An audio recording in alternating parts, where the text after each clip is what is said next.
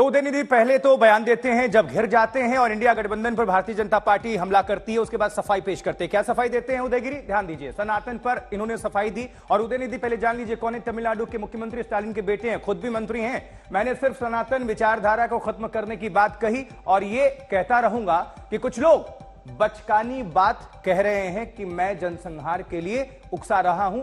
PM Congress मुक्त भारत की बात करते हैं, क्या इसका मतलब कांग्रेस कैडर को पकड़ना और मारना है? ये क्वेश्चन पूछते हैं। सनातन क्या है? इसका मतलब है कोई भी बदलाव ना हो, सब कुछ वैसा का वैसा ही हो, सब कुछ बदलना चाहिए, ये हमारा द्रविड़ मॉडल है। पहले तो सवाल खड़े करते हैं, उसके बाद सफाई। हाल तक महिलाओं को पढ़ने की इजाजत नहीं थी। ये कहां लिखा था सनातन में? महिलाओं को शरीर का ऊपरी हिस्सा ढकने की इजाजत नहीं थी। ये कब और किसने देखा? महिलाओं को मंदिर नहीं जाने दिया जाता था, हमने सब कुछ बदल डाला। यह द्रविड़ मॉडल है और मैं किसी भी तरह के मुकदमे का सामना करने के लिए तैयार हूं, यह उदयनिधि का कहना है। अब उदयनिधि की पार्टी डीएमके पूरे विवाद में अपने मंत्री के साथ है। डीएमके प्रवक्ता एलगोवन ने कहा है कि मणिपुर मुद्दे पर चुप रहने वाले लोग ही ज्यादा बोल रहे हैं। People who had condemned Udayanithi Stalin for his speech has not condemned Modi for what had happened in Manipur. That set of people is condemning Udayanithi Stalin. Okay, we will forget it because they are not bothered about what is happening in Manipur. They are good people, God's people. So I don't want to comment on that. But what Udayanithi said is a very simple thing. He said what the Tamil culture is. The Tamil culture is all men are born equal. That is what he said. He did not want any difference by birth, by class. Brahmana, Vaishya, Kshatriya, Sudra. That class is called, they call that class as that Manudharma as Sanatana Dharma. That is what they say.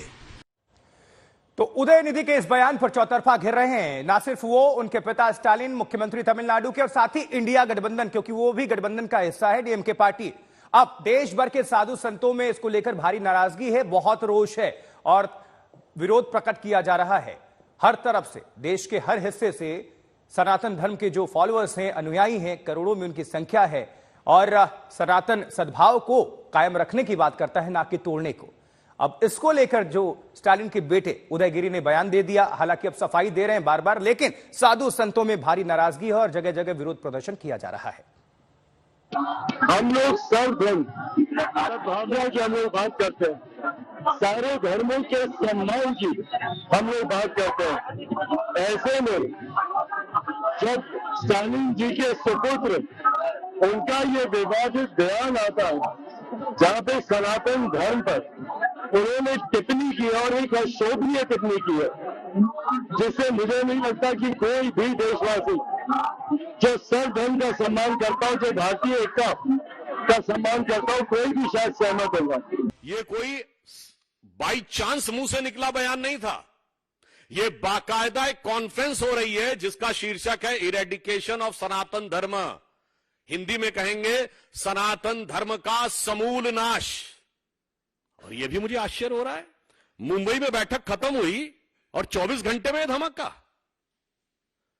मैं पूछना चाहता हूं कि ये उदयनिधि को किसने लिख के दिया था कागज, और इसमें इस गठबंधन का क्या रोल है? जिस प्रकार से खेल मंत्री उदयनिधि ने सनातन धर्म के विषय में बोला है, सनातन धर्म आज से धर्म है, उसी से सारे जितने भी धर्म हैं, जितने पंथ हैं, उनकी उत्पत्ति हुई है।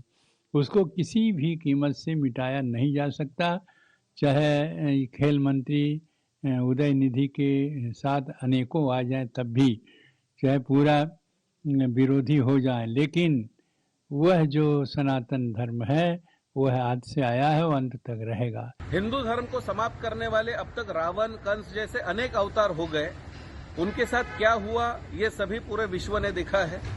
ये नए स्वरूप के जो राक्षस आ रहे हैं कि जो सनातन धर्म को मिटाने की बात कर रहे हैं, इनकी हम कड़ी निंदा करते हैं। संवैधानिक रूप से भारत में जो कानून है, सुप्रीम कोर्ट में जो हेट स्पीच का केस चल रहा है, इसके बारे में अब सुप्रीम कोर्ट और जो वहां की पुलिस है वो क्या कार्रवाई करेगी इसके ऊपर? क्या जो सनातन धर्म विश्व को जिसने सहिष्णुता बताई, विश्व को शांति का संदेश दिया, वो सनातन धर्म डेंगू मलेरिया जैसा फैल रहा है। क्या इस प्रकार की बात अन्य किसी धर्म के बारे में वो कर सकते हैं?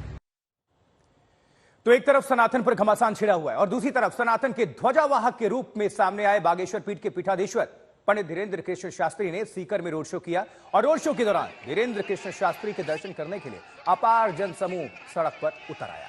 हजारों की संख्या में महिलाएं और पुरुष धीरेन्द्र शास्त्री के रोड शो में शामिल हुए और इस दौरान लोगों ने जगह जगह फूल बरसाकर और माला पहनाकर पंडित धीरेन्द्र कृष्ण शास्त्री का जबरदस्त स्वागत किया। बाबा बागेश्वर बाद में धीरेन्द्र शास्त्री का भव्य दरबार भी लगा और उन्होंने लोगों की समस्याएं सुनी। इस मौके पर उन्होंने कहा कि जब तक भारत देश हिंदू राष्ट्र नहीं बन जाता वो सनातन का अलग जगाते रहेंगे। ये तस्वीरें हैं, देखिए।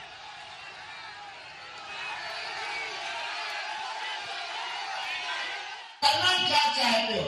हमने कहा पागल, मुझे सड़कों पर तूफान, मंदिरों में भीड़ चाहिए। मुझे मंदिरों में भीड़, सड़कों पर तूफान चाहिए। राम राज्य से भरा हिंदुस्तान चाहिए। भारत बना।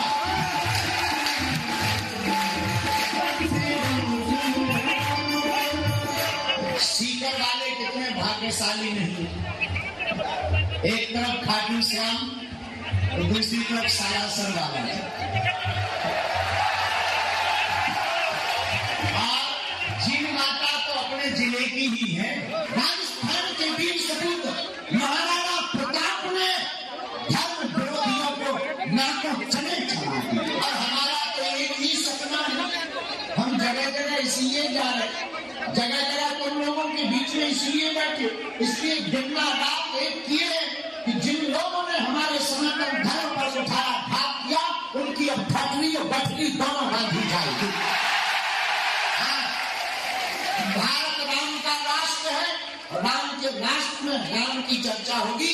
भारत में रहना होगा तो सीताराम कहना होगा।